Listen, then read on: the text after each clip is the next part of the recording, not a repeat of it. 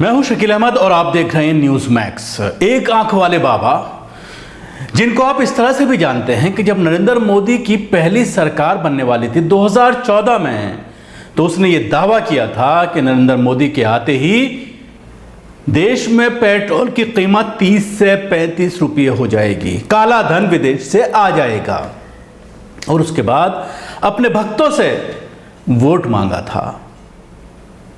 लेकिन आज 7 साल हो गए। अब जब उससे सवाल किया जाता है कि कहां है 35 रुपए का पेट्रोल, तो जवाब देता है कि देश पे इतना बड़ा बोझ है, इकोनॉमी चलानी है, किस तरह से 35 रुपए किया जा सकता है। आज वो बाबा फिर सामने आया है नरेंद्र मोदी को बचाने के लिए, ऐसे वक्त में जब पूरी दुनिया नरेंद्र मोदी के ऊपर थू थू कर रही है और पूरी दुनिया ने बोलना शुरू कर दिया है। खास तौर से इंडियन मीडिया में तो नहीं आ रहा, लेकिन विदेशी मीडिया को अगर आप देखते हैं तो उसमें जिस तरह से विश्व गुरु के तौर पर नरेंद्र मोदी को पेश किया जा रहा था, आज बिल्कुल फ्लॉप प्रधानमंत्री के तौर पर पेश किया जाने लगा है। और आम जन, अंधभक्त भी अब मोदी का विरोध करते हुए नजर आ रहे हैं। लेकिन ऐसे में कुछ लोग हैं जो अभी भी मोदी को बचाने के लिए तरह तरह के फार्मूले ला रहे हैं। ऐसा ही फार्मूला एक लेकर के आए हैं एक आंख वाले बाबा, बाबा रामदेव।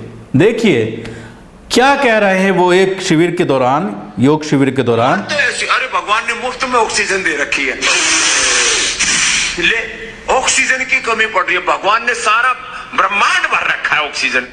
देखा कि ऑक्सीजन की कमी पड़ रही है, आपकी नाक में ही 2 सिलेंडर लगा रखे हैं, आगे बोल रहे हैं। 4 सिलेंडर ढूंढ रहे हैं, तो अपने भीतर 2 सिलेंडर लगा रखे। ये सिलेंडर देखा आपने किस तरह से ऑक्सीजन के इस क्राइसिस में अब बाबा रामदेव उतरे हैं नरेंद्र मोदी को बचाने के लिए और भक्तों को फिर उलझाने के लिए कि किस तरह से हम अपनी नाक का इस्तेमाल ऑक्सीजन को बनाने के लिए कर सकते हैं। सुनिए। ले तो ले बावड़े, बाहर सिलेंडर ढूंढ रहे हैं, तो अपने भीतर 2 सिलेंडर लगा रखे। ये सिलेंडर है, भर सिलेंडर कम पड़ गए। देखा, नाक में कह रहे हैं कि योग करने से किस तरह से हम अपनी इस नाक का इस्तेमाल ऑक्सीजन लेने के लिए कर सकते हैं। आगे सुनिए। ये डॉक्टर साहब कहते हैं ये 2 सिलेंडर यहां लगा रखे हैं, 2 डॉक्टर इधर दे रखे हैं, और ये 2 नर्सेज हैं। ये इनसे काम लेते नहीं, इनसे काम लेते नहीं, इनसे काम लेते नहीं। चलो भर लो, तुम्हारी किसी के भी ऑक्सीजन की कमी पड़ जाए तो मुझे बता देना जी। देखा, ऑक्सीजन भरने का जो तरीका बाबा रामदेव ने बताया है, जाहिर सी बात है जिस तरह से पूरे देश में हाहाकार मची हुई है, ऑक्सीजन को लेकर लोग मर रहे हैं, ऑक्सीजन नहीं मिल पा रही है, बार बार सरकार को फटकार लग रही है कोर्ट से, चाहे वो उत्तर प्रदेश की बात करें, चाहे वो दिल्ली की बात करें, और चाहे वो केंद्र सरकार की बात करें। बार बार Delhi high court, supreme court, Uttar Pradesh high court, Allahabad high court बार बार सरकारों से ये कह रहा है कि आप लोग ऑक्सीजन पहुंचाने में सक्षम नहीं हैं। जिस तरह से दिल्ली सरकार को लेकर सुप्रीम कोर्ट ने ये कहा कि 700 मैट्रिक टन ऑक्सीजन आपको देनी ही होगी, लेकिन कल तक ये स्थिति थी कि कल भी 500 मैट्रिक टन तक ऑक्सीजन सप्लाई हो पाई है दिल्ली के अस्पतालों में। हालांकि अब सरकारों ने नए आंकड़े लाने शुरू कर दिए हैं कि अब देश के अंदर से कोरोना ख़त्म हो रहा है, कम हो रहा है, धीरे धीरे लोग जो है इस इन्फेक्शन से बाहर आ रहे हैं। इस तरह के आंकड़े सरकार के जरिए आ रहे हैं, लेकिन देखने वाली बात होगी कि ये आंकड़े कितने सही हैं, क्योंकि अगर आप ग्राउंड पर जाते हैं, अगर आप किसी शमशान घाट जाते हैं, आप अगर किसी कब्रिस्तान जाते हैं, तो देखने में ये आ रहा है कि वहाँ पर मरने वालों की संख्या में कोई कमी नहीं आई है। लगातार जिस तरह से आम दिनों में पिछले 15 दिन से आ रहे हैं केसेस, मरने वालों की संख्या जिस तरह से सामने आ रही है, वो ये दर्शाती है कि अभी कोरोना पर कंट्रोल नहीं हो पाया। और जिस तरह से जो साइंटिस्ट कह रहे हैं, जो इसके एक्सपर्ट्स कह रहे हैं कि तीसरी लहर भी आने वाली है।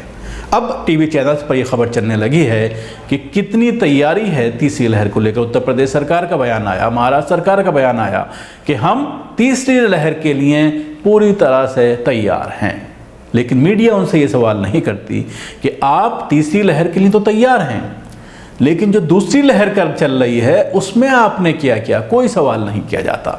अभी 2 दिन पहले जिस तरह से पाकिस्तान के कुछ वीडियो दिखाए गए, उसमें ये दिखाया गया कि किस तरह से ईद के मौके पर, अलविदा के जुम्मे के मौके पर लोग सड़कों पर उतर आए हैं और ख़रीदारी कर रहे हैं। और पाकिस्तान में बुरे हालात हो सकते हैं, वहाँ कोई रिसोर्सेज नहीं है, लेकिन ऐसी इस तरह की चीज़ें क्या आपको भारतीय टेलीविज़न पर देखने को मिली है भारत के हालात को लेकर? हरगिज़ नहीं।